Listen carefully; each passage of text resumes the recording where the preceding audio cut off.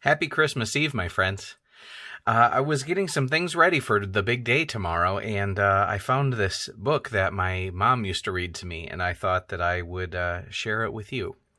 It's called Mr. Willowby's Christmas Tree, and it's by Robert Barry, and it's just one of my favorite stories to read around Christmas time.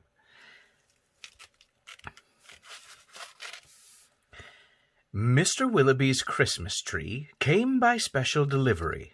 Full and fresh and glistening green, the biggest tree he'd ever seen. He dashed downstairs to open the door. This was the moment he'd waited for. "A magnificent tree! Splendid!" he cried. "Please, sir, won't you carry it right inside? I think it might look best this year, right in the parlor corner here." But once the tree stood in its place, Mr. Willowby made a terrible face. The tree touched the ceiling, then bent like a bow. "Oh, good heavens!" he gasped. "Something must go!"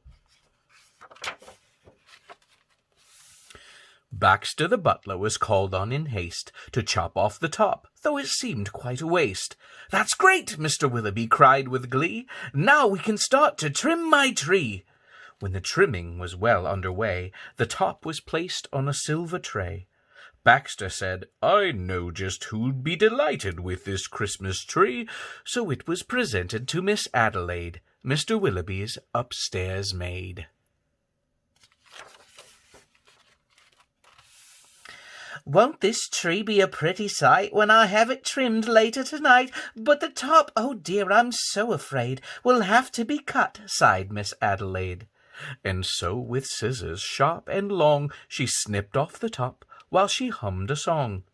The top was set out the very next day in the back of the house to be thrown away. That little treetop caught the eye of Tim the gardener passing by. He certainly was not about to see that little tree thrown out. He hurried it right home straight away to see what Mrs. Tim would say. Fa-la-la, surprise, surprise! His wife could not believe her eyes. "But our house," she said, "is so snug and small, I do not believe we need it all." And before Tim had a chance to shout, she cut off the top and threw it out. Barnaby Bear was padding by. It almost hit him in the eye. "Now who would throw a tree away so very close to Christmas Day?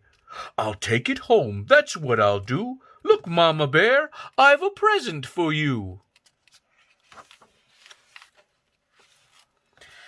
"Isn't it a pretty tree?" yawned Mama Bear, quite drowsily. "Before we go to sleep this year, let's have a Christmas party, dear." But Little Bear, standing off far, cried out, "That tree won't hold a star." Barnaby said, "Let's cut a hunk off at the bottom, here at the trunk." But Mama Bear just shook her head and sliced the treetop off instead.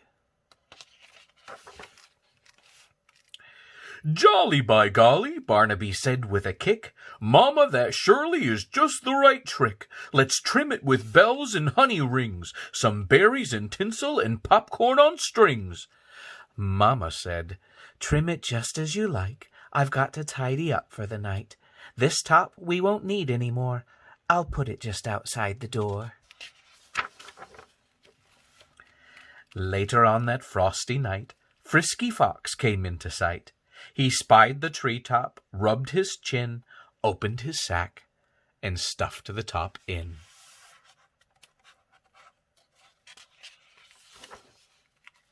He scampered home and jumped his gate. This Christmas present couldn't wait. "It's even better than mincemeat pie," said Mrs. Fox with a happy sigh. Then the foxes saw that their Christmas prize was just a wee bit oversize. "There, my dears, now don't you worry. I'll fix this top now in a hurry." Benjamin Rabbit found it then, just outside the fox's den. "It seems," he thought, "most certainly Santa left that for my family." "Look," he cried, "see the tree I found? With that he called his family round. Then there was a merry-making, rollicking, frolicking, carrot-shaking celebration around the tree. All were happy as rabbits can be. Benjamin Rabbit, with his own hand, sliced a carrot and made a stand. "Now let's see how this will look in our little chimney nook."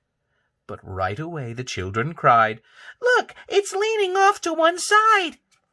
"It's too tall, that's all," said Mrs. Rabbit, and as though it were a summer carrot, she gave it a chop and threw away the top. Then Mistletoe Mouse just happened to see that tiny tip of a Christmas tree. He pulled it through the snow and ice, up some stairs. He fell down twice. At last he reached his cozy house. "It's just the right size," said Mrs. Mouse. Then at the top, if you please, they put a star made out of cheese.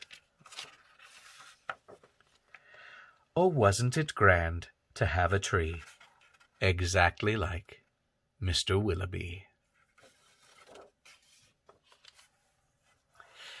Thanks for checking out the story, you guys. Again, it was called Mr. Willowby's Christmas Tree by Robert Barry, and this book is very old. It's kind of falling apart. I hope you have a wonderful Christmas. I can't wait to see you soon. Bye, guys.